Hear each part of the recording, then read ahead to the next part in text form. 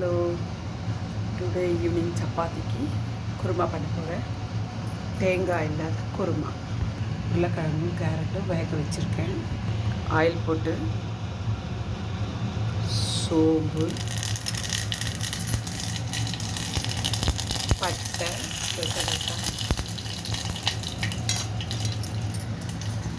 பச்சை மிளகாய், வெங்காயம்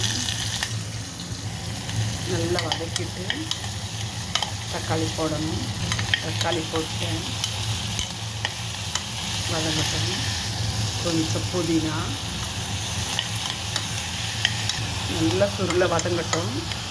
அதுக்கு நடுவில் கொஞ்சம் உடச்சிக்கல்ல, கொஞ்சம் கசகசா ஊற வச்சுக்கோங்க.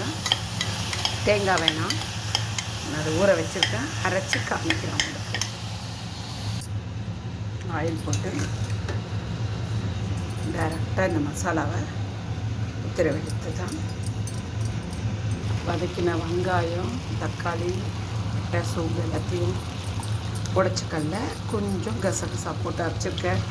தேங்காய் இல்லை, முந்திரி பருப்பு கூட இல்லை. இதில் மஞ்சள் பொடி, வேக வச்சிருந்தேன்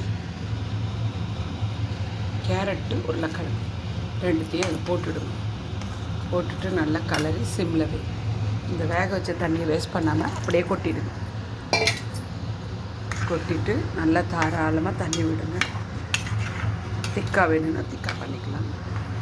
சப்பாத்திக்கு செம்மையாக இருக்கும். லாஸ்ட்டில் கொஞ்சம் கொத்தமல்லி தூள் கொதிச்சதுக்கப்புறம் காமிக்கலாம். டேஸ்ட்டுக்கு 1 ஸ்பூன் நெய். லாஸ்ட்டில் கொத்தமல்லி தூவி இறக்கிட வேண்டியதான். செம்மையாக இருக்கும். ஈஸியாக ஒரு 10 நிமிஷத்தில் ஆகிடும். காய் வேக வச்சிட்டிங்கன்னா ட்ரை பண்ணி பாருங்கள்.